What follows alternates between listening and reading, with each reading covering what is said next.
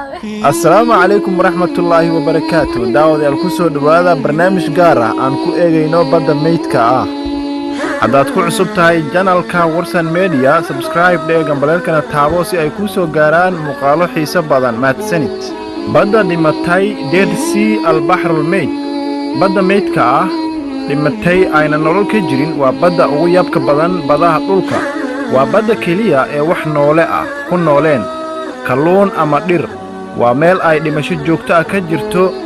badda meydka waxay dhacdaa xuduudda u dhaxaysa Urdun iyo Falastiin. Falastiinta taariikhiga laakiin maanta qaybta Yuhuudda haysata iyo daanta galbeed ay ka dhacdaa dhulka Falastiin. Magaca badda meydka Dead Sea al-Bahr al-Mayt waxaa loogu bixiyay inay tahay meel ay nolol ka jirin. sababtoo biyaha baddan waa kuwa aad u cusbo badan. Cusbada biyaha badda dhimatay waxay 9 mar ka daran yihiin biyaha badaha kale.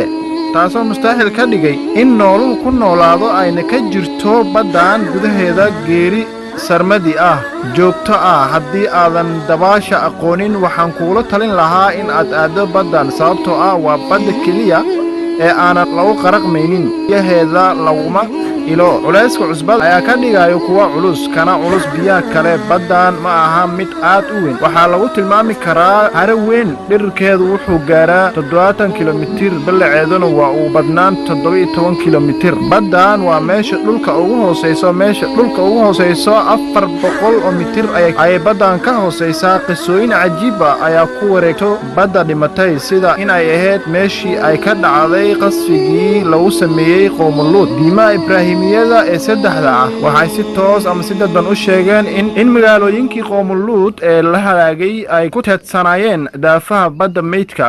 sawir gacmeed qiyaas oo laga sameeyay waqti hore halaagii Qowmuluud. baddan waa mid ka mid meelaha ugu soo jiidashada badan dalxiisayaasha caalamka. dadka intooda badan ay u imaanayaan qisooyinka taariikhiga ee ku hareeraysan baddan darteed. waxaa kaloo xusid mudan in ay leedahay qiimo dhaqaale sababtoo waxyaabo badan oo laga soo bixiyo badda gudaheeda ayaa waxaa lagu sameeyaa waxyaabaha la isku qurxiyo. baddan waxay ka mid tahay xirooyinka waaweyn ee qarka u saaran guritaanka sida badda Kazakhstan. Aasiyada dhexe waa badda xiran waxaana ku shuba hal webi oo aad u weyneen webiga Urdun. waxaa jiro mashruuc ay xukuumadda Urdun wado oo tuubooyin waaweyn biyaha loo keeno gacanka Aqaba ee badda Cas laguna shubo badda dhimatay al-Bahr al-Mayt. laakiin lama xaqiijin karo in mashruucaas uu soconayo iyo in kale maadaama Urdun wadan dhaqaale ahaan aanan xooganayn oo aanan tabar u lahayn mashruuc intaas la eg. waad ku maasan tahay daawashada muuqaalka. haddaad ka heshay like saar, sidoo kale aad ku cusub tahay subscribe dheega balalkana furo si aad u noqoto daawadaha ugu horeeya muuqaalkeena xigo.